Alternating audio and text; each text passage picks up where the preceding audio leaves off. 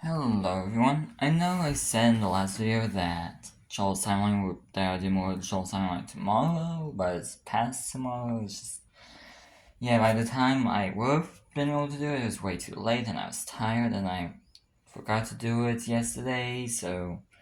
But hey, at first I didn't forget to do it yesterday. It's just I wanted because too long, but that's chapter 14.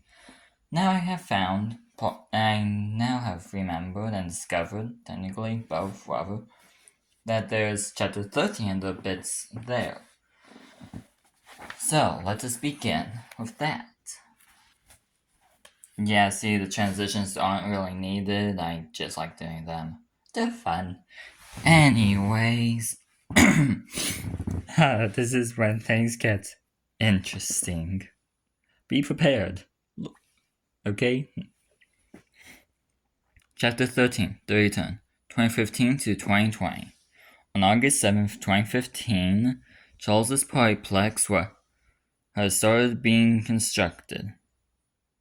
Great English! Anyways, even when COVID-19 hit, the place was close to completion.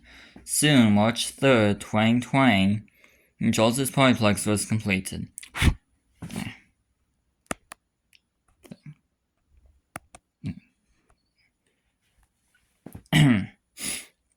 The animatronics were advanced with their own personalities. The opening day wasn't that successful because of the virus, but the following days, the more people heard about it, the more people showed up. After COVID-19 was dealt with, a proper grand opening was held. Basically, when pretty much everyone was vaccinated, was fine, such. The place was amazing. The gift shop was huge. I did build this. It's not fully done, but I did build it, so once this is done, like once the entire timeline is completed, I'll show you the different locations and what they look like. So if anybody wants to do animations or whatever, then they can. Of course, I need to finish the Polyplex first, and that'll take a while, as you'll see when we get to chapter 14, but anyways, there was an area to meet the animatronics between shows, meet and greet, of course, Oxford Row, but it's just called meet and greet. Above it was a museum showing the history of Charles, basically from the diner to now. And so the diner, Polyplex, North Warehouse, basically saying how everything Charles is transferred there, and then somehow it caught on fire. Nobody knew why, but it was part of the history. Then there's the cartoon, and now the present. Anyways, a massive arcade, a massive daycare-like area, which is just called the playroom, and dance floor in front of the stage. That I don't remember. I think I did, but I might have to double check. But yeah. Anyways, people loved the place. It was popular. Nothing went wrong. It went on for 5 years until in 2025. It was meant to happen in modern day 2024, but age happened. A certain amount of time, amount of years passed, and people were made fun of it, and I didn't want that. I'll explain the extras video fun fact, when the entire Charles timeline is done, when I'm done reading it, I will do one video of the extras, well, 2 extra videos. One showing the actual extras of the Charles timeline, basically age timeline for the more important characters, mainly the family that we've been following throughout this timeline, and also and the birth to death and extra details about them. And then the second video will basically be about the scrapped content, stuff what the previous things that didn't work, and things that did not make sense for the further parts. Anyways, when one girl changed everything, the end of chapter 13.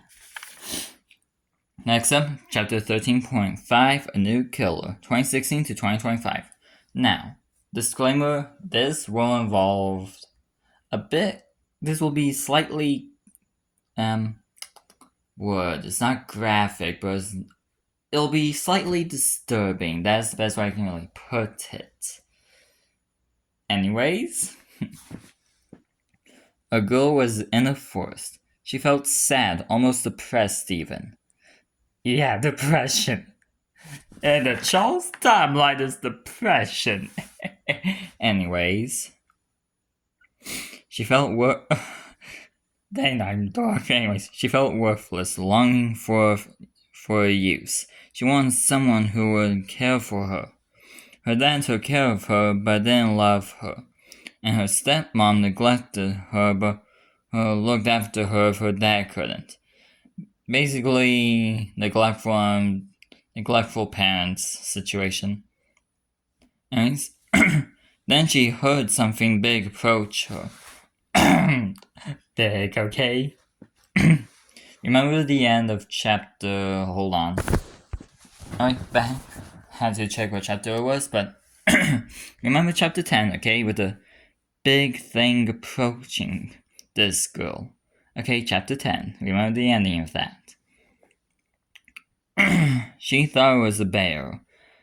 Yeah, then a big, old, rusty blue cat robot walked out of the darkness. Yeah, I think that's kind of obvious of who it was. Anyways, she was a little scared, but also curious. I think I spelled that wrong. That looks like Cheerios, like Cheerios. I spelled Cheerios. Anyways, the technology looked advanced, but also old.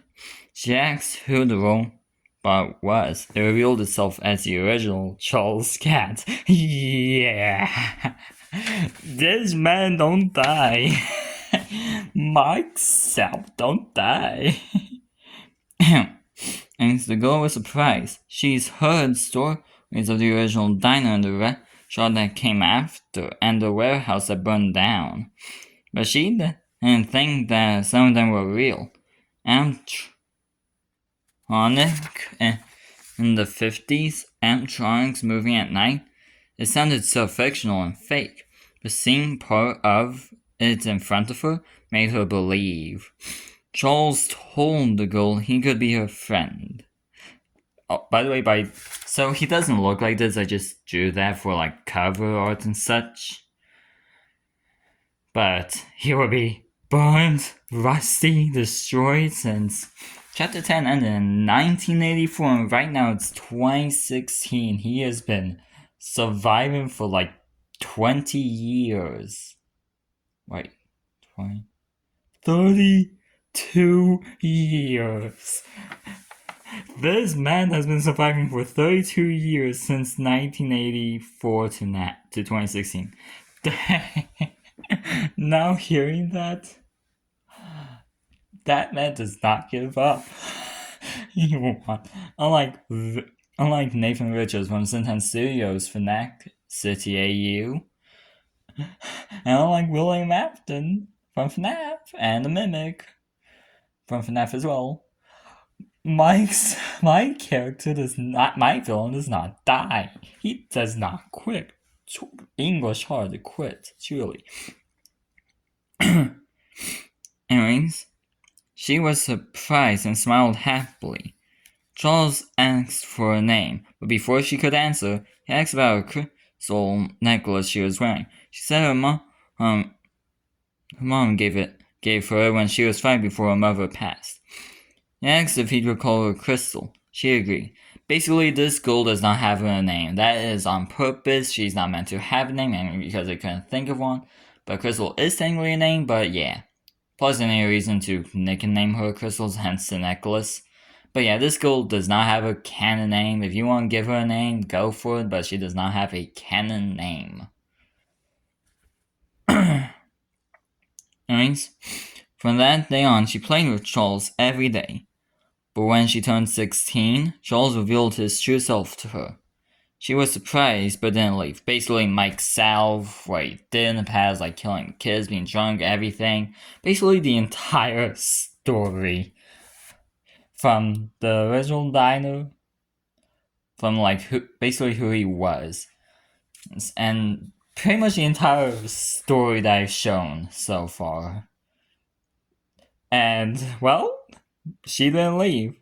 He was her only friend. She even said she would follow in his footsteps if needed. Yeah, basically, this is my Vanny. Yeah. But wait, there's more. Charles was surprised but agreed to it. When Crystal became 18 and was living on her own, yeah. Remember the stepmom and dad? Charles tested her. She completed the test. Warning, murder is here. Killing her dad and stepmom with ease. Yeah. This man, Mike South, he is a madman. There's technically more to it, but I'll talk more about that in a later video when reading the timeline is done, like an extras video. Anyways.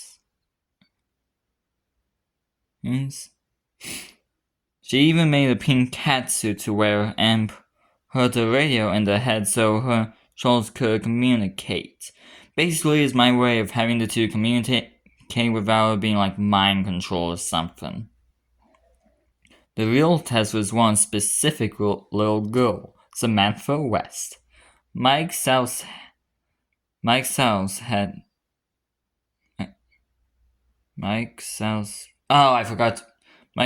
plan had just begun. I forgot to write down plan, but plan's meant to be there. Anyways, the end of chapter 13.5. Next up, extra lore. Charles is captured. Yeah, this man gets captured. And just so you know, this shows how much this man does not quit. He does not care at this point. He wants to destroy her family, Ruby's family. He wants them all dead. Okay, the my audio. Anyways, he wants them all dead. You'll see. In 2022, Charles tried capturing Samantha West himself. Basically, imagine the scene. Charles' Polyplex is open, everyone's in the main atrium, watching a show or something, or just hanging out. And then this rusty old animatronic comes running out some staff-only door, rushes to one girl and tries catching her out in the open where everyone can see him.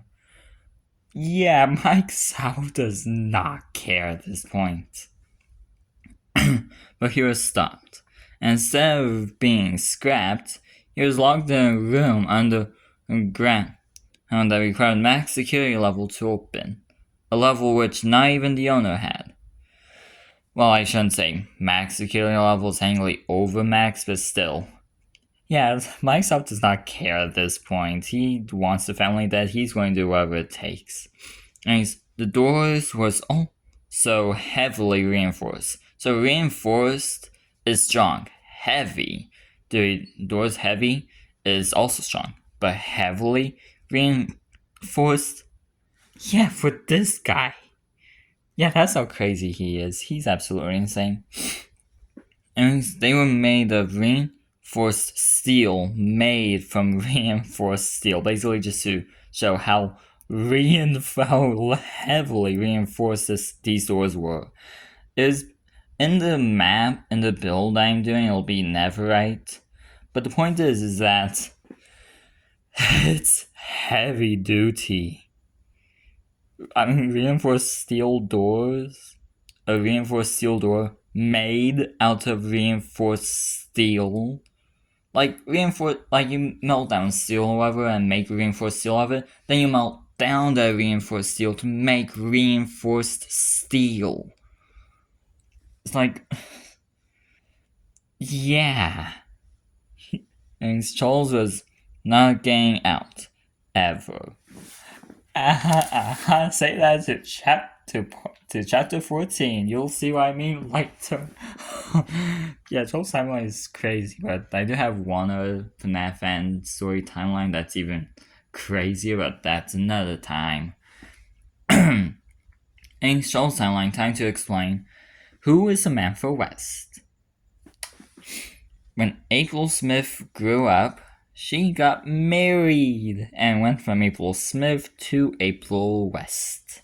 I like using the directions like north, south, east, west because that's a lot easier. And also because things go south. So yeah, close up, mics up, yeah. And she had a kid and named her Samantha West. She was named after Ruby's mother, Samantha Smith, a request of Ruby as a way to honor her mother and her memory. Because after the warehouse, she's in heaven now. But yeah, that's everything. Also, I'm not cutting or anything just to show how useless these transitions pretty much are. I mean, for this, I kind of have to do it so I can use both hands, but still. Just to go my fast, but still. Transitions pretty much useless, but I still like doing them. Anyways, that was Joel's timeline. Getting close. Chapter 14, chapter 15, done. And yes, I could have done one more, but then it would have been like Syntax and Studios FNAF City AU, where it ends at chapter 16. Technically, there will be more once Containment Breach comes out, but as of now, it's only chapter 16. So yeah, anyways, that is all. Tomorrow, hopefully, will be chapter 14, the biggest chapter in the entire timeline. You'll see what I mean there. Actually, oh well, I'll say it when I get to the point. Anyways, goodbye everyone.